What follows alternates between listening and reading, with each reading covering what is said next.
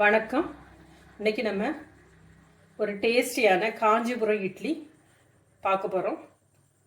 காஞ்சிபுரத்தில் கோவில்கள்லாம் பண்ணுற அதே மெத்தடு தான். செய்கிறது ரொம்ப ஈஸி தான். நீங்களும் இதேமாரி செய்து பாருங்கள். இப்போ நான் எப்படி பண்ணலாங்கிறத பார்ப்போம் வாங்க. காஞ்சிபுரம் இட்லிக்கு 300 கிராம் பச்சரிசி, 300 கிராமுக்கு 250 கிராம் உளுந்து, 1 ஸ்பூன் வெந்தயம். இந்த மூணையும் நல்லா கழுகிட்டு ஒரு 8 மணி நேரம் ஊற வச்சுருங்க. ஊற வச்சு கொஞ்சம் குறகுறப்பாக அரைச்சி எடுத்துகிட்டு வந்துடுங்க. 8 மணி நேரம் ஆயிடுச்சு. இப்போ இதோட உப்பு போட்டு நான் ஆட்டி வச்சுருக்கேன். இதுக்கு தேவையான கொஞ்சம் கருவேப்பிலை,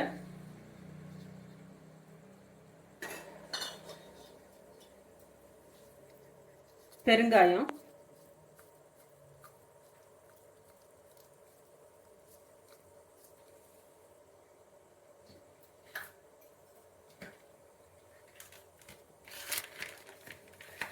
ஒரு 15 கிராம் சுக்கு பொடி,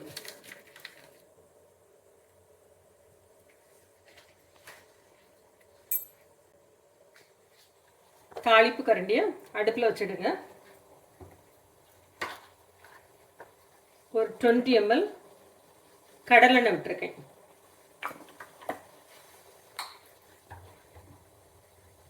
கடலெண்ணெய் சூடானோடனே ஒரு 10 கிராம் நல்ல மிளகு,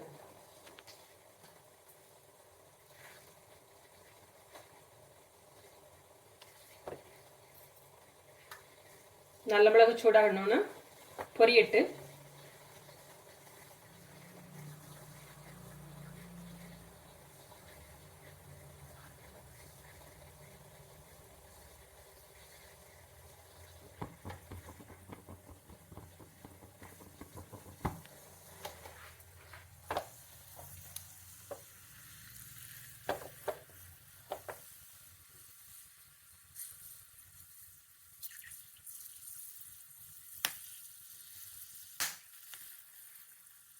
நல்ல மிளகு பொரிஞ்ச உடனே இந்த ஜீரகத்தை இதில் போட்டுடலாம். போட்டு ஸ்டவ் ஆஃப் பண்ணிடலாம்.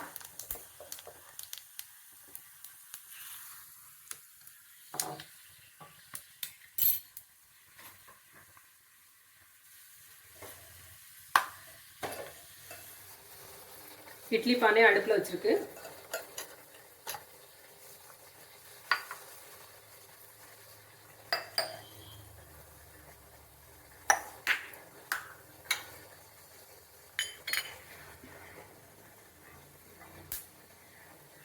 இந்த மூங்கில் பாரம்பரிய அந்தமா காஞ்சிபுரத்தில் என்ன பண்ணுவாங்கன்னா, மூங்கில் குழாயில் மந்தார இலை வச்சு இந்த இட்லி விடுவாங்க.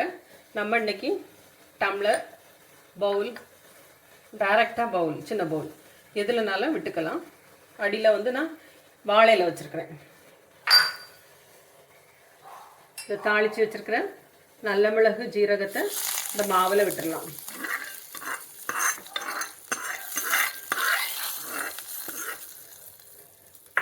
ஏற்கனவே மாவில் தேவையான அளவு உப்பு போட்டு கலந்து வச்சுருந்தேன். இதை இதில் மிக்ஸ் பண்ணிவிட்டு மாவு இதேமாரி கட்டியாகவே இருக்கட்டும். நம்ம நார்மலாக சுடுற இட்லி அளவுக்கு இல்லாமல் மாவு கொஞ்சம் கட்டியாகவே இருக்கட்டும். இதை இந்த பாத்திரத்தில் விட்டுடலாம்.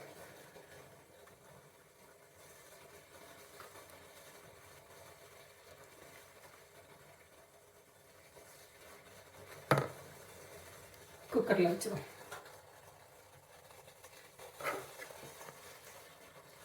சின்ன சின்ன கிண்ணம், டம்ளர் எதுலனாலும் நீங்கள் விட்டுக்குங்க. டம்ளரில் ஒட்டாமல் இருக்கிறதுக்காக வாழையில் போட்டிருக்கேன்.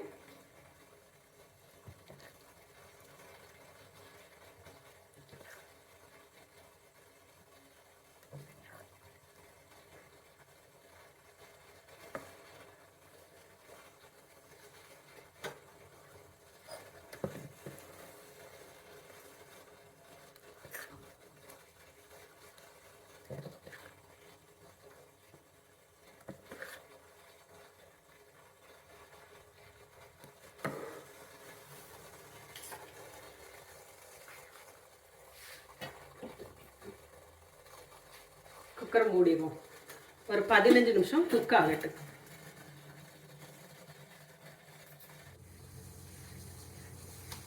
நம்மளோட இட்லி, காஞ்சிபுரம் இட்லி ரெடி ஆயிடுச்சு பாருங்க.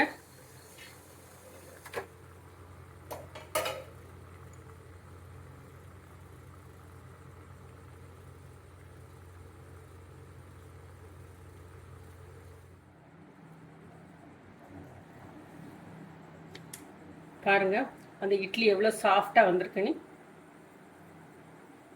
இட்லிக்கு நீங்கள் அரைக்கச்சில் கொஞ்சம் ரவையோட கொஞ்சம் சின்னதாட்டு குறகுறனே அரைங்க, நைஸாக அரைச்சிடாதுங்க. இதே மாதிரி வரும். இதே மாதிரி செஞ்சு பாருங்கள்.